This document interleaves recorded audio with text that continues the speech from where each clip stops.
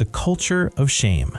In Western countries, a person feels guilty if they break moral rules, even if no one sees it. In Japan, it's the opposite, because the main social deterrent is not guilt, but shame. If you disgrace yourself in front of others, it's as if you've been erased from society. This system dates back to the era of the samurai, when honor was more important than life, and losing face meant the end of one's career, family, and status. Even today, a Japanese person is more likely to apologize to their company for being 5 minutes late than to themselves for a moral lapse. That's why there's almost no hooliganism there, but social anxiety and the hikikomori phenomenon, people who completely refuse to leave their homes, are widespread.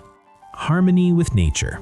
For the Japanese, nature is not an object to be conquered, but a living partner capable of destroying everything at any moment. The country lies at the intersection of 4 tectonic plates, which is why thousands of earthquakes occur there every year. For centuries, Japanese architecture was designed so that a house wouldn't resist the elements, but play with them. Light walls, flexible structures, bamboo instead of stone. Even the wabi-sabi aesthetic, the admiration of imperfection and fragility, grew out of a constant awareness that everything could disappear tomorrow.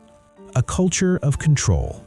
Every Japanese action, from a bow to the wrapping of a gift, is a small ritual created not just for politeness, but for order. In a country where millions of people live in limited space, following rituals has become a mechanism of social stability. That's why the Japanese are careful not to invade personal space, raise their voice, or show emotion in public. But behind this outward discipline lies a high price, the suppression of individuality. Many Japanese admit that at work they wear an omote, a social mask, and only at home they can be themselves.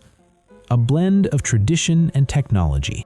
Only in Japan can you see a cyberpunk skyscraper with an Edo period temple at its base. This is no coincidence, but part of the national philosophy called Shinzai Itai, the unity of the old and the new. The Japanese do not replace traditions with innovations, they weave them together. The tea ceremony, created in the 16th century, is still performed by the same rules, but the tea is brewed on induction stoves. For the Japanese, technology is not the enemy of spirituality, but its continuation. A unique perspective on loneliness.